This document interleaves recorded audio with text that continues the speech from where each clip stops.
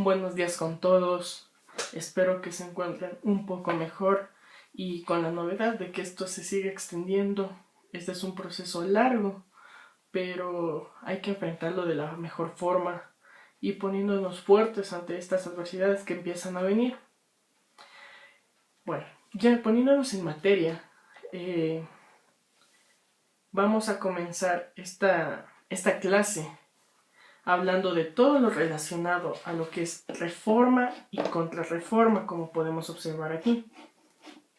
Y vamos a hacer una introducción a todos los procesos revolucionarios que han existido, empezando con nombrarlos para las siguientes clases, las siguientes actividades, referirnos más a profundidad por cada uno de los tres principales procesos revolucionarios que han existido en la historia. Entonces comencemos. Para poder hablar de la reforma y la contrarreforma, es necesario hablar de la reforma y la contrarreforma. Es necesario totalmente hacer una referencia a Martín Lutero, el cual vivió desde 1483 hasta 1546. ¿Quién era Martín Lutero? Martín Lutero era un monje agustino y profesor de teología.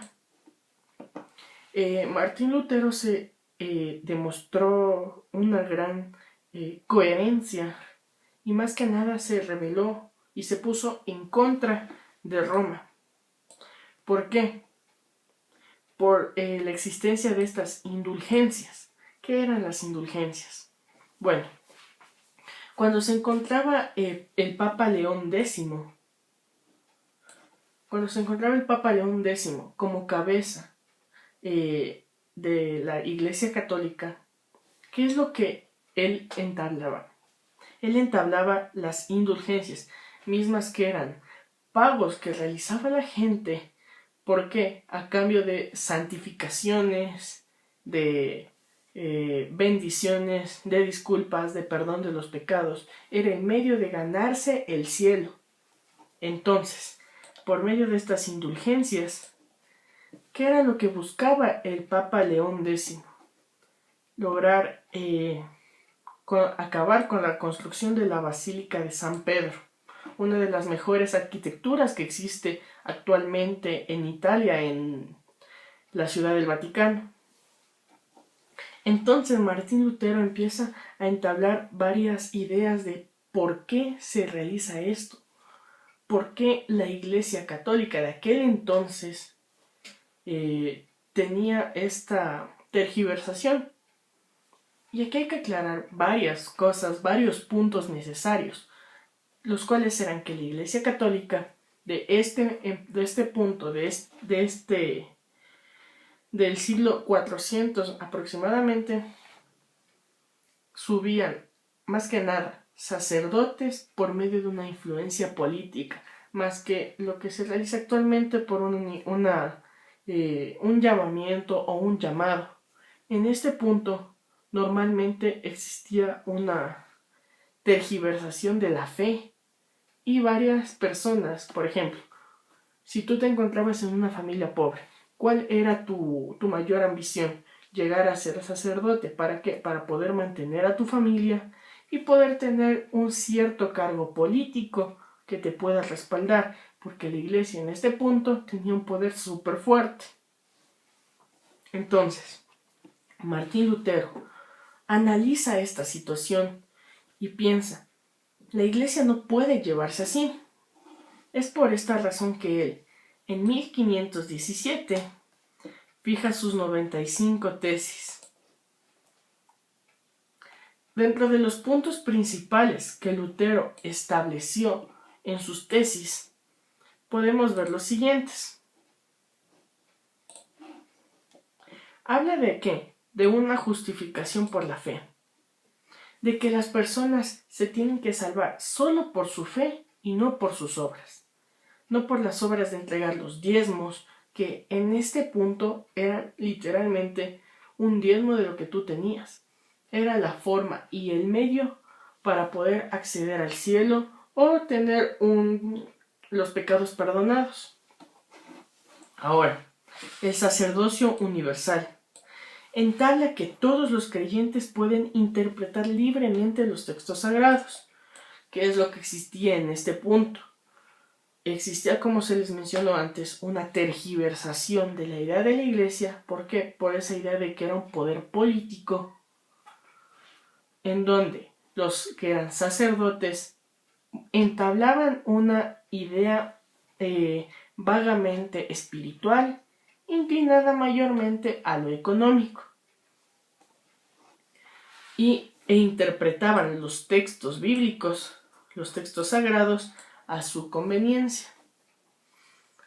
¿Qué más? El libre examen de la Biblia, con el rechazo de la tradición de la Iglesia como una fuente de la verdad y como autoridad de la interpretación bíblica. Este punto le sustenta al sacerdocio universal y que hace un examen de la Biblia, lo cual podremos ver posteriormente, más que nada en la Iglesia actualmente. Ahora, la abolición del celibato sacerdotal. Esta abolición del celibato sacerdotal era que los sacerdotes podían llegar a tener relaciones sexuales con su pareja, llegar a casarse, que en este entonces era obligatorio.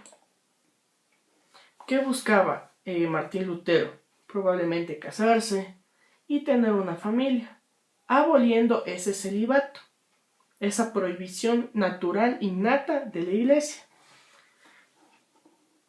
¿Qué más? La reducción de los sacramentos en dos, el bautismo y la Eucaristía.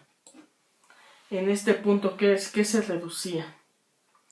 A los sacramentos base en dos, bautismo y Eucaristía, dejando a la Iglesia Católica como un ente muy básico frente a la tradición que ya ha venido teniendo desde el siglo I después de Cristo. Ahora, centrarnos en la Reforma. Alemania y su independización de Carlos V. ¿Qué es lo que pasa aquí?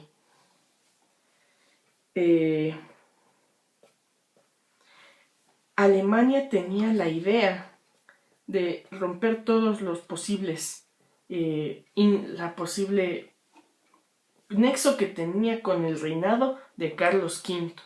Y al romper ese nexo que tenía, utilizaba a las ideas de Martín Lutero, las que pudimos ver aquí en los principales puntos de Lutero, como un aparato ideológico y político, que sea el emblema capaz de romper los paradigmas de la Iglesia, poniéndoles a su conveniencia, traspolando la idea de Lutero, la idea inicial espiritual de Lutero, ¿a qué?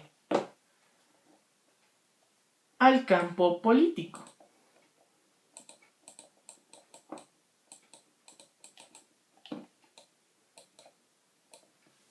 Y ahora, la monarquía de Inglaterra, creando la Iglesia Anglicana. ¿Qué fue lo que hizo en este punto Inglaterra? Tenía una motivación política, que era ejercer un autoritarismo máximo. ¿Y qué hizo? Propició la separación ¿de qué? De la Iglesia romana, porque se dieron cuenta que la Iglesia le estaba quitando poderío a este sistema monárquico. ¿Por qué? Por la sustitución de la Iglesia a la nueva Iglesia Anglicana, que es desde 1534, la Iglesia base en el Reino Unido. ¿Y cuándo fue esto? Cuando se encontraba el reinado ¿de quién?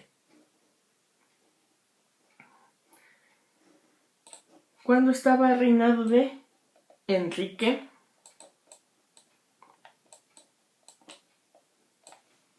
VIII. En el reinado de Enrique VIII se da esa separación de la Iglesia de Roma, de la Iglesia católica, apostólica y romana por la Iglesia anglicana, misma que pasaría a ser el pretexto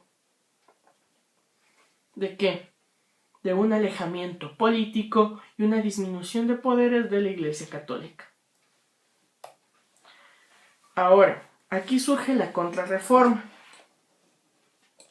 Esta es una crítica que se hace al interior de la Iglesia, una crítica al interior de la Iglesia, como podemos observar aquí, las principales cabezas de la Iglesia reunidas, sacerdotes, aquí tenemos a los obispos y muy probablemente en esta situación aquí al Papa, muy probablemente.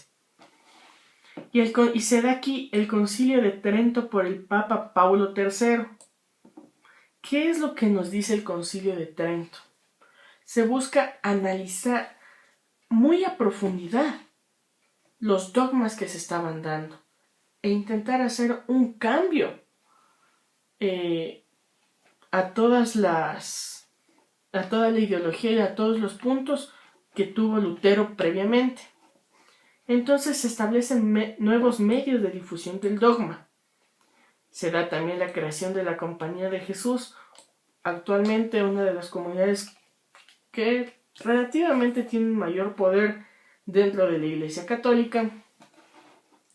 Y se establecen medios ¿de qué? De la difusión del dogma, pero en específico el catecismo. Se establece en este punto el catecismo, se establece también la creación ¿de qué?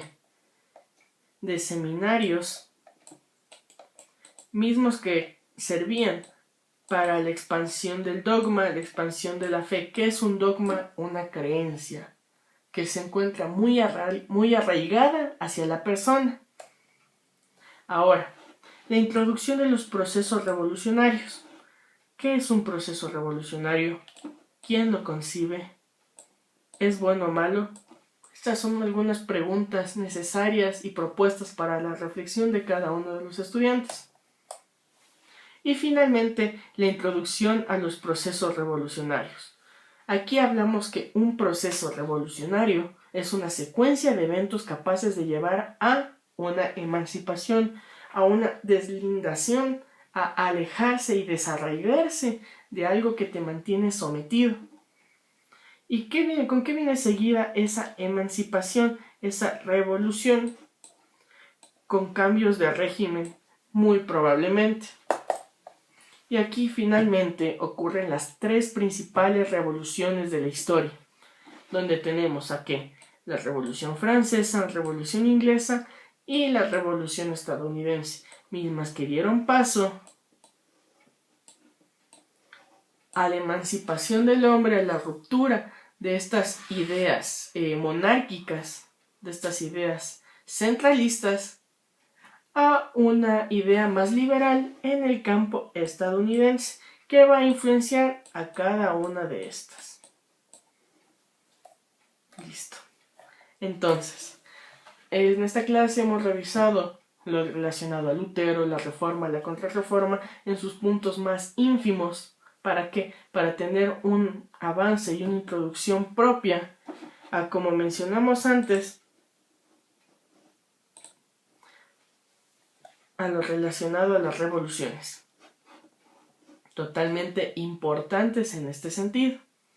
Sin más, espero haberles podido ayudar, que puedan resolver las preguntas presentadas al deber, revisen el video una y otra vez, interactúen en la sección de los comentarios sus dudas, sus inquietudes, para poderlas resolver en el siguiente video en una introducción próxima para la siguiente clase. Esperamos que este problema se vaya solucionando, que la cantidad de infectados se vaya reduciendo y que nos vayamos cuidando poco a poco. Espero vernos pronto y un saludo grande para todos desde su profesor. Muchas gracias.